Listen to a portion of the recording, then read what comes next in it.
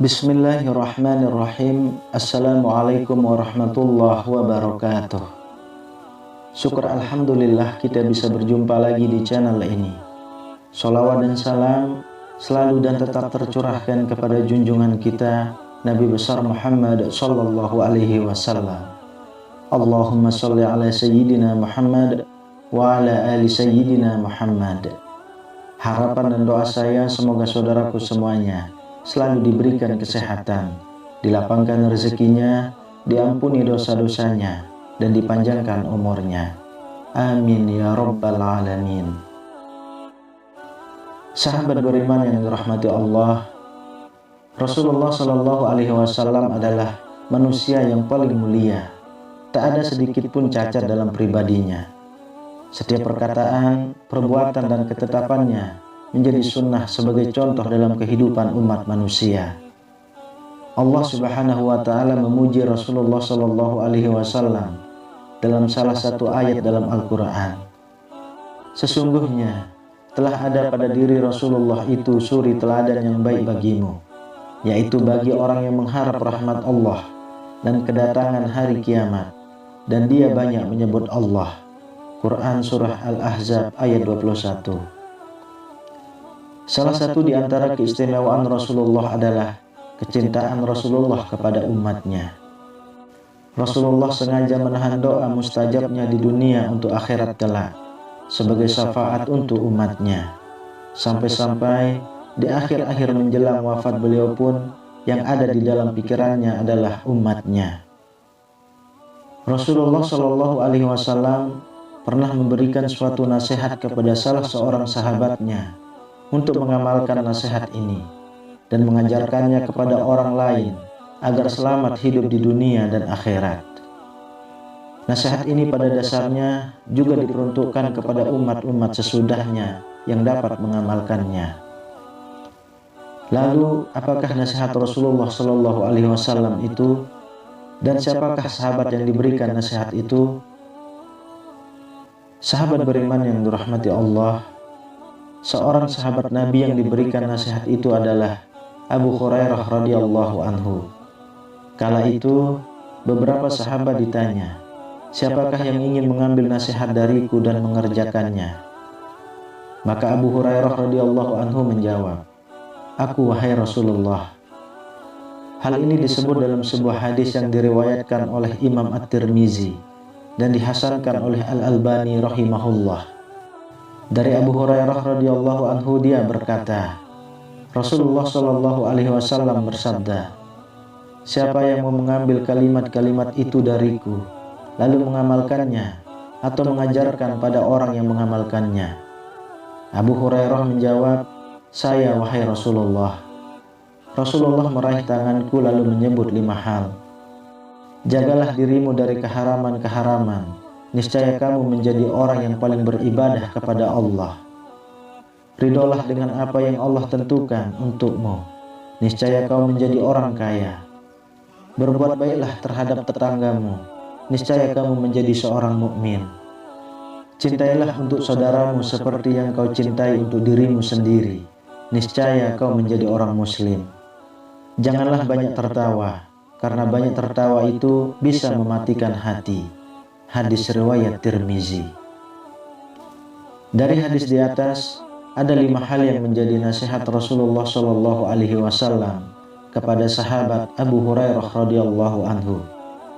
Hal ini juga menjadi nasihat bagi kita umatnya agar dapat selamat hingga kelak di akhirat. Yang pertama, jagalah dirimu dari keharaman-keharaman, niscaya kamu menjadi orang yang paling beribadah kepada Allah. Pesan pertama adalah meninggalkan yang diharamkan oleh Allah Subhanahu wa Ta'ala. Ternyata untuk menjadi orang yang paling beribadah kepada Allah adalah dengan cara meninggalkan keharaman. Hal ini karena sesuatu yang haram apabila kita lakukan akan membuat hati menjadi hitam dan kelam. Ketika hati kita sudah hitam dan kelam, maka ibadah pun menjadi berat atas kita. Maka dari itu, orang yang paling mudah beribadah adalah orang yang paling bersih hatinya. Semakin hati seorang hamba bersih dari maksiat, maka semakin mudah baginya untuk melaksanakan perintah-perintah Allah dan menjalankan ibadah kepada Allah Subhanahu wa Ta'ala. Allah Subhanahu wa Ta'ala telah memberikan kunci agar kita dapat terhindar dari perbuatan keji dan mungkar, yaitu dengan mengerjakan sholat dengan benar. Hal ini sebagaimana termaktub dalam Al-Quran.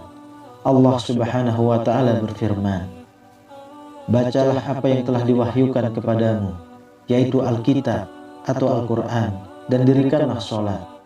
Sesungguhnya sholat itu mencegah dari perbuatan-perbuatan keji dan mungkar. Dan sesungguhnya mengingat Allah atau sholat adalah lebih besar keutamaannya dari ibadah-ibadah yang lain. Dan Allah mengetahui apa yang kamu kerjakan." Quran Surah Al-Ankabut ayat 45.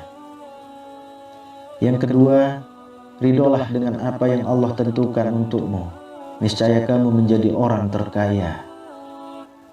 Pesan selanjutnya adalah agar selalu ridho terhadap ketentuan Allah Subhanahu wa Ta'ala.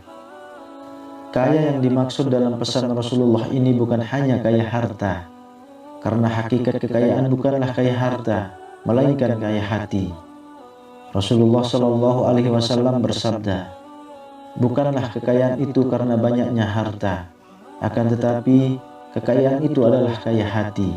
Hadis riwayat Ibnu Majah. Orang yang kaya hati adalah orang yang paling qanaah.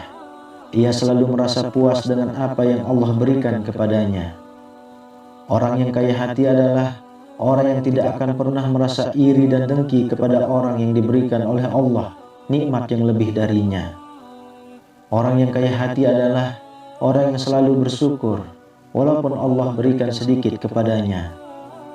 Orang yang kaya hati adalah orang yang selalu melihat ke bawah untuk urusan dunia dan melihat ke atas untuk urusan akhirat. Ridho kepada ketentuan Allah merupakan sesuatu keharusan, dan sesungguhnya itulah yang terbaik bagi kita. Allah Subhanahu wa Ta'ala berfirman, "Boleh jadi kamu membenci sesuatu, padahal ia amat baik bagimu. Dan boleh jadi pula kamu menyukai sesuatu, padahal ia amat buruk bagimu. Allah mengetahui, sedang kamu tidak mengetahui."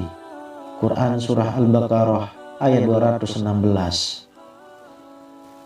Yang ketiga, berbuat baiklah terhadap tetanggamu, niscaya kamu menjadi seorang mukmin. Mukmin berarti orang yang beriman. Baiknya keimanan seseorang bisa dirasakan oleh orang-orang yang terdekat dengannya atau oleh lingkungannya. Rasulullah Shallallahu Alaihi Wasallam pernah menyampaikan bahwa tidaklah dikatakan beriman bagi seseorang sebelum ia berkata baik, memuliakan tamu dan tetangganya. Hal ini sebagaimana termaktub dalam sebuah hadis. Rasulullah Shallallahu Alaihi Wasallam bersabda, "Tidak beriman seseorang sehingga ia mengatakan apa yang baik, atau jika tidak bisa ia diam. Tidak beriman seseorang sehingga ia memuliakan tetangganya, dan tidak beriman seseorang sehingga ia memuliakan tamunya." Hadis riwayat Bukhari dan Muslim. Lalu yang keempat, cintailah untuk saudaramu seperti kamu cintai dirimu sendiri, niscaya kamu menjadi orang muslim. Muslim bermakna orang yang menyelamatkan. Menjadi muslim artinya menjadi orang yang menyelamatkan orang lain dari kejahatan lisannya atau perbuatannya. Menjadi muslim adalah mencintai untuk orang lain sesuai dengan ia cinta dirinya sendiri. Jika ia mengharapkan kesehatan untuk dirinya, maka harapkanlah pula kesehatan itu dirasakan oleh orang lain. Jika ia mengharapkan mendapatkan kebaikan untuk dirinya, maka harapkan pula kebaikan itu dirasakan oleh orang lain.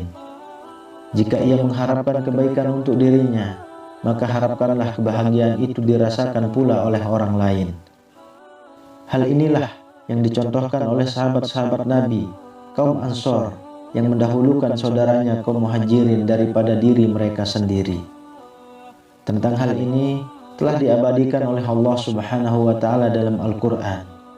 Allah Subhanahu wa Ta'ala berfirman, "Dan orang-orang yang telah menempati kota Madinah dan telah beriman, kaum Ansor sebelum kedatangan mereka, kaum Muhajirin.